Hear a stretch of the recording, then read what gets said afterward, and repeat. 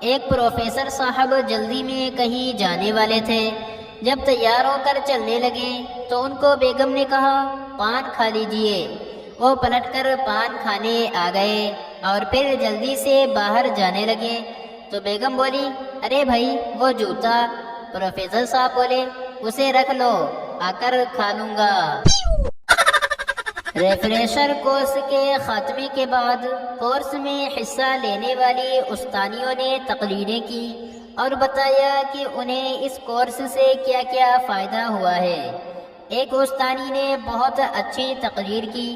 صدر صاحب نے اس خاتون کی تعریف کی اور اسے بہترین مقررہ قرار دے کر پوچھا آپ نے تقریر کا فن کہاں سے سیکھا ہے؟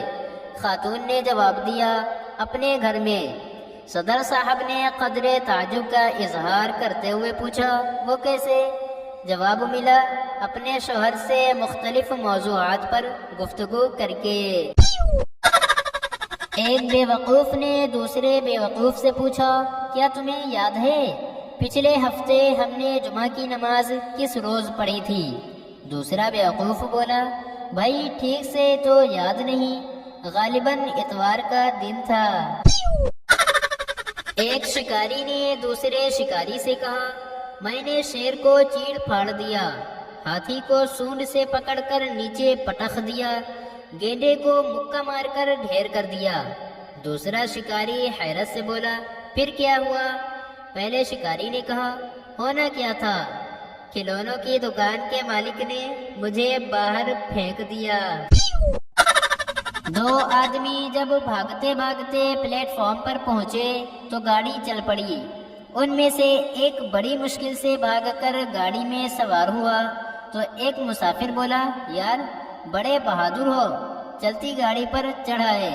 وہ آدمی بولا یار کیا خاک بہادر ہوں، جس کو چڑھانے آیا تھا وہ تو نیچے رہ گیا ہے۔ ایک شخص نے دوسرے شخص سے کہا اگر میں دیکھوں کہ ایک آدمی اپنے گدھے کو بے دردی سے مار رہا ہے اور اگر میں اسے ایسا کرنے سے روکوں تو اس جذبے کو کیا کہیں گے؟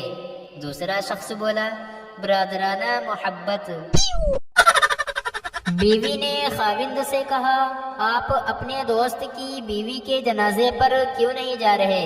اس نے آپ کو خاص طور پر بلایا ہے، آپ اس کے جنازے پر ضرور جائیں۔ خاوند نے کہا میں نہیں جاؤں گا۔ بیوی بولی ارے کیوں؟ آپ کا اتنا گہرا دوست ہے۔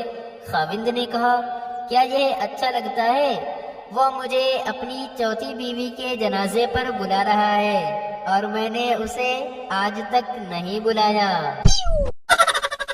ایک مالک صاحب دفتر جانے لگے تو دفتر جانے سے قبل انہوں نے نوکر کو سمجھایا کہ اگر پڑوسی آ کر پوچھے کہ صاحب کدھر ہیں تو کہنا دفتر میں ہیں، اگر کہیں کہ سائیکل کدھر ہے تو کہنا اس کی ہوا نکلی ہوئی ہے، وہ چھت پر پنچر پڑی ہے، اور اگر کہیں گھوڑا کدھر ہے تو کہنا وہ گھاس چرنے گیا ہے۔